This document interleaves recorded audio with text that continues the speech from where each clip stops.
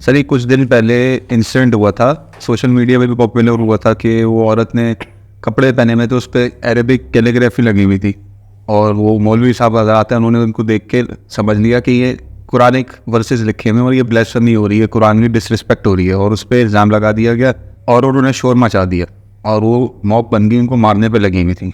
वो incident resolve तो हो गया, लेकिन मुझे समझ में नहीं आ रही पहली इंसिडेंट हुआ ही क्यों ऐसे। हमारे मुल्क का ये क्यों हाल हो गया कि हर दूसरे दिन हर कोई ब्लेसफेमी पे लॉ लगा देता है, हम इस तरह कत्ल पे आ जाता है एक दूसरे को करने में। लेकिन दो बातें समझनी, इस वाक़े के दो रुख हैं और इससे पहले भी एक वाक़या इससे ज़्यादा सीरियस हुआ कि खातून ने खड़े होकर नबूवत क्लेम कर दी या लोगों को लगा उन्होंने नबूवत क्लेम कर दी, उन्होंने ऐसे अल्फाज बोले। देखिए बहुत सारे फैक्टर्स, हम इस तरह जजमेंट पे हमें नहीं जाना चाहिए कि भाई ये बस ऐसे हो गया। हमें बहुत सारे फैक्टर्स हैं, उनको नज़र में रख के फिर चीज़ों को डिसाइड करना चाहिए, जो एक सेंसिबल और एक हिकमत वाला तरीका है। नंबर 1, लैंग्वेज पे ये जो इंसिडेंट हुआ इसमें तो लैंग्वेज का इशू था कि उन साहब को लगा कि जो उनके कपड़ों पे लिखा हुआ है वो कुरानी आयत लिखी हुई है और डेलिबरेटली लिखी गई हैं और उस तरह के कपड़े निकाल दिए गए। ठीक है, अरबिक जो है वो एक लैंग्वेज है। हर चीज़ जो भी एक लैंग्वेज होती है, एक ज़बान होती है, उसके अल्फाज होते हैं और उसके एक वर्ड्स होते हैं। अब थोड़ी देर के लिए इमेजिन करें हमारे मुल्क में हुआ क्या है। पाकिस्तान की आवाम जो बुनियादी तौर पे अरबी नहीं थी, उनकी मादरी ज़बान अरबी नहीं है, उर्दू है, उन्होंने अरबी कल्चर से एक बुक ली, डिवाइन बुक, जिसको हम फॉलो करते हैं, हम उस पर ईमान लाए, हम उस बुक को फॉलो करने लगे और लॉन्ग रन में हमने क्या किया, हमें चाहिए था कि हम उस बुक की एसेंस को अपने अंदर अडेप्ट करते, कन्वर्ट करते और उसको समझने की कोशिश करते, यानी उसके मायने समझते उसको अपनी ज़िंदगी में अप्लाई करते। मकसद ये होता है, हमने अगर कोई रिलीजन को मैंने अडॉप्ट किया, मैं एक्स रिलीजन को फॉलो करना चाहता हूँ, मैं कन्वर्ट हो जाता हूँ मिसाल के तौर पे आज, तो मैं उस रिलीजन के साथ क्या करूँगा, उस रिलीजन की डिवाइन बुक को जो गॉड सेंड है, अल्लाह ने भेजी, उसके मायने समझूंगा और उसको अपनी ज़िंदगी में अप्लाई करूँगा। हमने क्या किया, हमने उस किताब के लिटरल ट्रांसलेशन किए और उसको लॉजिकल प्लेन पे अप्लाई करना शुरू कर दिया। सो मच सो हम उससे इतने गाफिल हैं कि हम उसकी तिलावत करने को एक बहुत बड़ा डिवाइन अमल समझते हैं कि हम उसकी सिर्फ रिसाइटेशन करेंगे। इमेजिन करें मैंने आपको कुछ अल्फाज कहे और आपने वो अल्फाज लिख लिए, अब वो आपको अल्फाज समझ में नहीं आते, लेकिन आप रोज़ जाकर उन अल्फाज को दोहराते रहते हो। इमेजिन ये समझ के, ये इमेजिन करके कि मैं उन अल्फाज़ों को दोहराऊंगा तो मेरे लिए बेहतरी आ जाएगी। सर लेकिन ये मेंटालिटी है हमारी कौम की। सर लेकिन आप तो बात कर रहे हैं ना कि ये दोहरा लेना और पढ़ लेना, लेकिन इसमें तो और बुरा केस था कि वो उनको ना पढ़ना आता था ना लिखना आता था, बस ऐसे ही देख के बोल दिया। अब मैं वहीं अपनी बात पे आता हूँ कि जो लैंग्वेज होती है ना, उसके कुछ बहुत सारे कैरेक्टरिस्टिक्स होते हैं, उसके बुनियादी मकासद होते हैं कुछ लैंग्वेज के।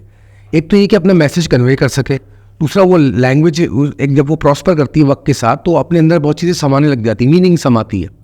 वो अंग्रेजी में एक मुहावरा है ना कि it's not the words which carry the meanings, not only the words but along with it the tone which you से इन इट।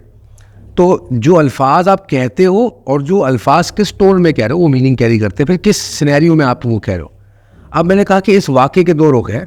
एक रुख तो ये वो जो साहब बयान कर रहे हैं, मौलवी साहब, सो कॉल्ड मौलवी साहब है वो, लेकिन बाज़ार पढ़े लिखे आदमी नहीं, उन्होंने खुद भी कहा उनको इतना शऊर भी नहीं है लैंग्वेज का भी और इन सब चीज़ों का।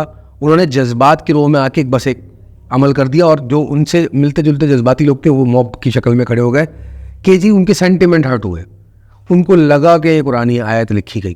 ठीक है, मेक सेंस। यहाँ तक इखलाकी बात बिल्कुल सही है कि जिस माशरे में आप रह रहे हो उस माशरे के इखलाकी कदरों को समझो, उनके इमोशन को समझो, यहाँ तक बात सही है। लेकिन ऑन टॉप ऑफ इट कि जब उनको ये एहसास हो गया कि हाँ मुझसे गलती हो गई, वो तो आयतें नहीं लिखी हुई थी, वो तो कैलीग्राफी हुई थी और उसकी मीनिंग भी हो रही थे, उन्होंने उसको जस्टिफाई करना शुरू कर दी। यहाँ से जहालत शुरू हो जाती है। इसको हम कहते हैं कि जाहिल इंसान उसको कहते हैं जो नहीं मानता और बज़िद हो जाता है अपनी बात को आर्ग्यू करने के लिए।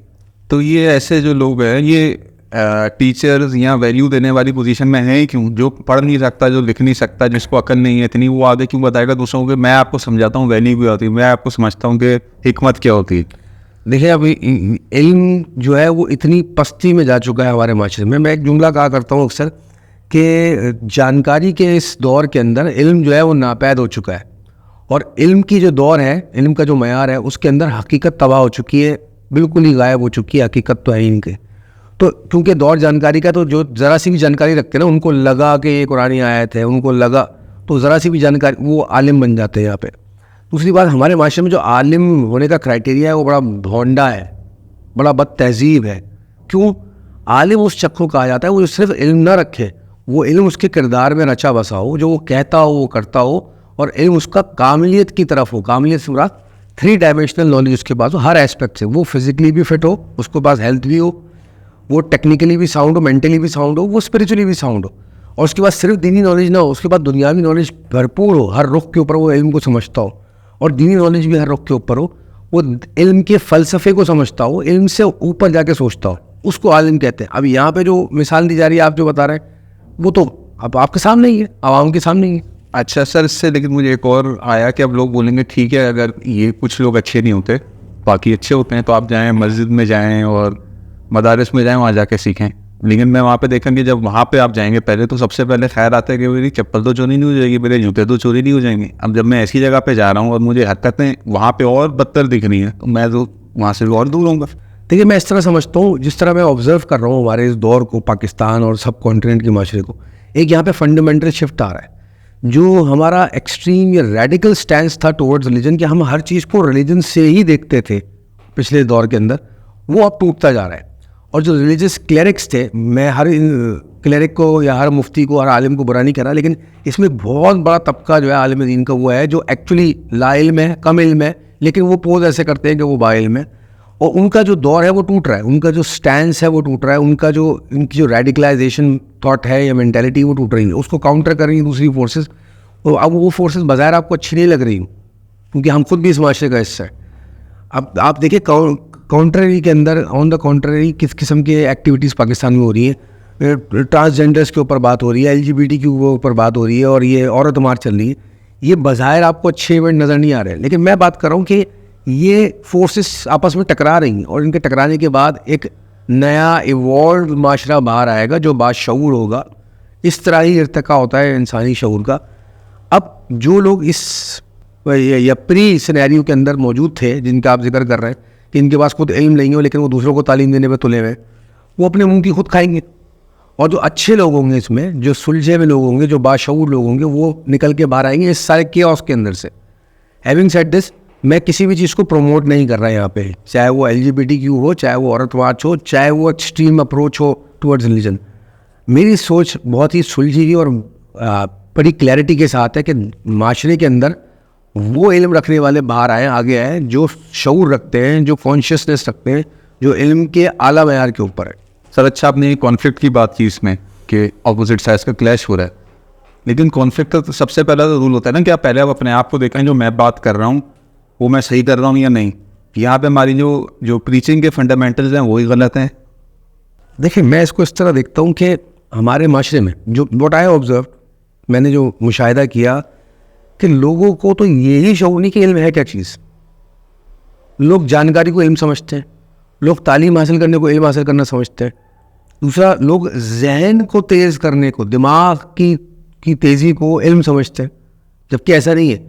इल्म होता है दिल, रूह, किरदार, इसको बनाना इल्म कहते हैं, जो असल हकीकत है। अब वही वाली बात आ जाती है, क्या हमने कुरान पढ़ा नहीं है, हमने कुरान की हकीकतों को समझा नहीं है, उसकी रियलिटीज़ को समझा नहीं है, लॉजिक से उसको इंटरप्रेट कर इतने हमने फ़िरके बना दिए, और आउटकम आपके सामने है कि यहाँ पे हर जो रेडी वाला जो है, ठेले वाला जो है, वो आलिम बना घूम रहे हैं। हम ये है ना कि क्वालिटी कंट्रोल वगैरह नहीं है, कोई स्टैंडर्ड नहीं कि भाई आपको इतने आप समझ जाएं। आपको लगता है, आपको पता है कि माशरे में, हमारे माशरे में आलिम किसको कहा जाता है?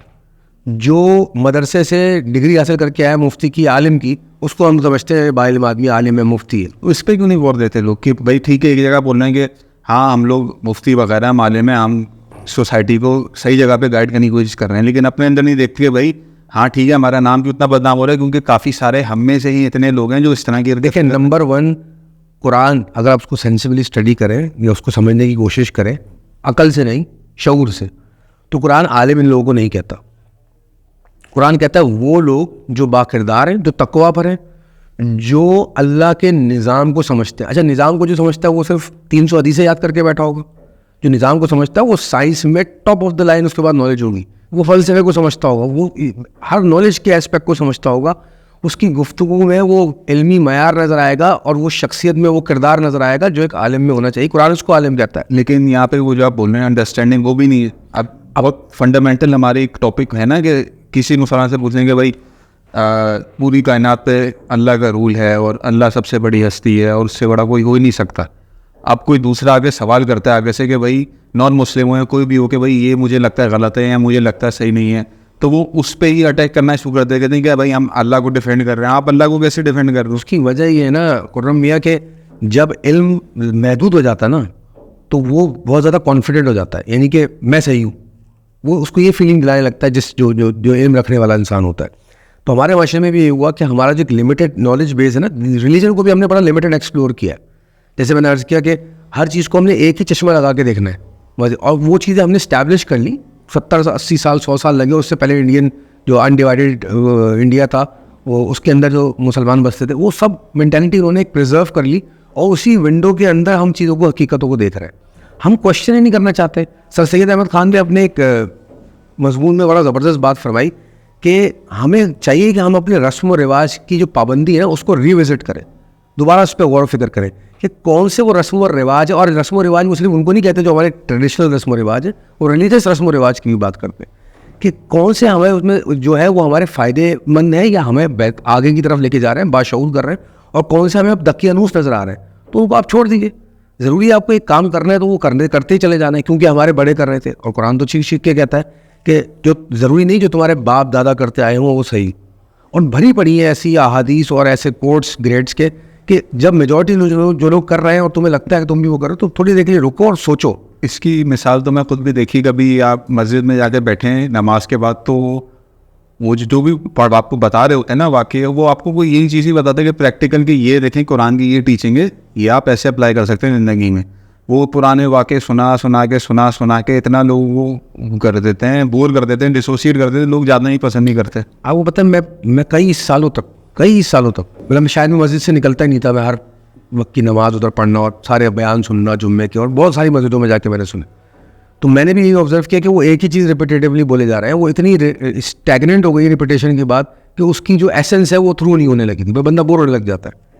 देखिए, जब तक हम अपनी इस मेंटालिटी को क्वेश्चन नहीं करेंगे ना, मेंटालिटी को, मैं रिलीजन को क्वेश्चन करने के लिए नहीं बोल रहा, मैं दीन को क्वेश्चन नहीं कर रहा, मैं मेंटालिटी को क्वेश्चन कर रहा हूँ। अपनी इस मेंटालिटी को क्वेश्चन नहीं करेंगे ना, तब तक आप इस दकियानूसपन से नहीं निकलेंगे। सर दकियानूसीपन सिर्फ कल्चर में नहीं होता, रस्म व रिवाज में नहीं होता, मज़हब में भी दाखिल हो जाता है। जब आप इसको बार बार अपनी उस मज़हब की गलत सिमत को आप अपनाते रहो, तो नॉलेज और बोलने का हक उनको होना चाहिए जो स्टैब्लिश हिकमत वाले लोग हों। हमारे यहाँ पे, और वो कैसे पता चलेगा, वो उनका किरदार बताएगा। आप ऑब्जर्व करें, हमारे यहाँ पे जिसके बाद डिग्रियाँ ज़्यादा होती हैं, जिसने किताबें ज़्यादा चाटी हुई हैं, उसको बाइल्म समझा जाता है। हम ये सोच के नहीं निकलते ढूंढने के लिए हमें कोई बाकिरदार इंसान मिले। अच्छा, बाकिरदार इंसान एक दिन में पता नहीं चल जाता। मुझे पे बड़े लोग आते हैं, वो पूछते कि सर ये हम बाकिरदार बंदा कैसे ढूंढें। गाड़ी लेने निकलते हो तो इतनी रिसर्च करते हो, कितनी चली नहीं है, कितनी नहीं है, उसकी माइलेज क्या, एक नोक पलक आप उसकी देखते हो। तो जब किसी ऐसे शख्स को ढूंढने निकले जिसको आप फॉलो करना चाहते हो, जिसको अपना बाइल्म, अपना उस्ताद मानना चाहते हो, तो उसके ऊपर नहीं और रिसर्च करोगे। और अगर उसके पास गुजार रहे हो वक्त, तो साल 2 साल, मतलब मैंने ऐसे लोग देखे जो उस्तादों के पास 20-20 साल गुजारते हैं, फिर उनको आइडिया होता है कि हमें इससे बेहतर उस्ताद चाहिए। तो आप कह रहे हैं कि ऐसा वक्त आना चाहिए जब लोग अपने नाम के सामने ये हाजी और हाफिज लगाने के बजाय किरदार में दिखाएं अपने। ये रिफ्लेक्शन है जो मिसाल आप दे रहे हैं कि हम लोग कितने डेस्परेट हैं अपने आप को ये मनवाने के लिए कि हम बहुत बड़ी चीज़ है, हम पहुँचे हुए लोग हैं। एक तो माई अंडरस्टैंडिंग, बाहिकमत लोग गुफ्तगू करना भी पसंद नहीं करेंगे हमारे आज के माशरे में, और अगर कर रहे हैं तो बहुत तकलीफ में, बहुत गिरह कह लीजिए कैफियत के अंदर। लेकिन मेरा तो क्वालिटी उनकी कैरेक्टर में रिफ्लेक्ट होगी ना, वो नाम में नहीं लिख देंगे बस अपना। ऑब्वियसली ये वो टाइटल्स नहीं लगाएंगे। It's not the title that honours the man, but man that honours the title.